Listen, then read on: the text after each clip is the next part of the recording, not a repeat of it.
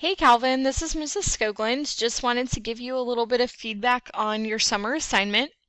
And so we're going to be talking through mostly Chapter 3 since that was the question that you starred, but I'll kind of mention some other parts of your project as we're going as well.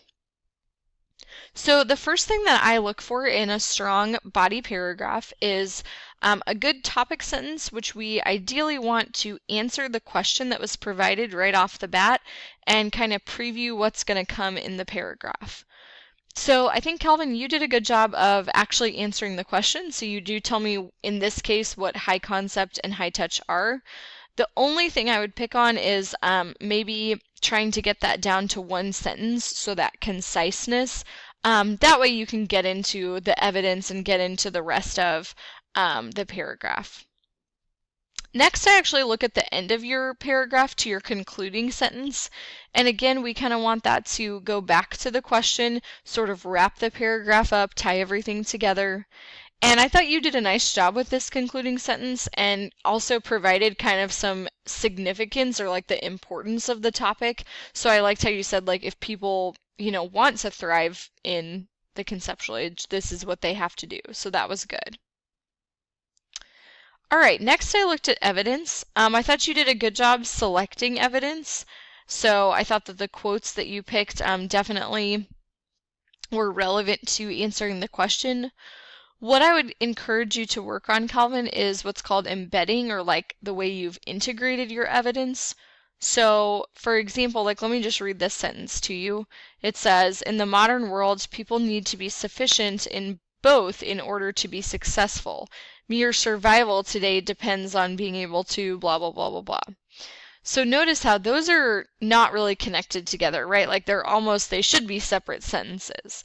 And so what we want with your quotes is for them to be, or to flow a little bit more easily in with your own writing. And that's what we're going to work on soon in class. So we'll just encourage you to maybe go back and revise those.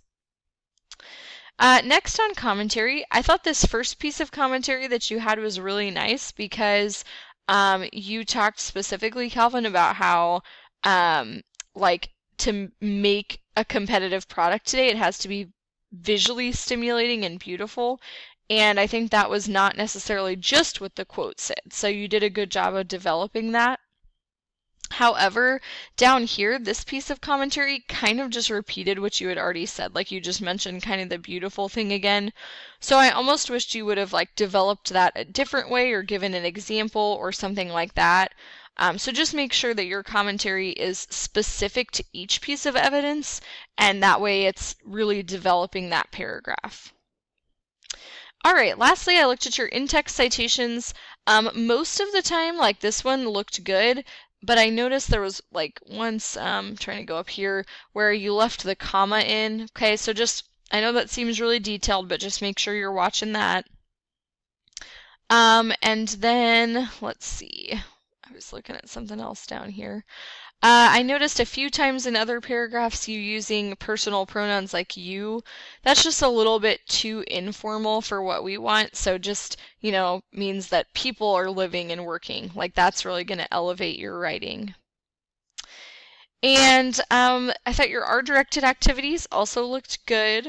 I especially liked this one about the TED Talk that you watched, and actually this whole thing was so interesting. I Googled this guy after I had never heard about this, and so it sounded like he really had engaged you in this story, and so I was glad you had the opportunity to listen.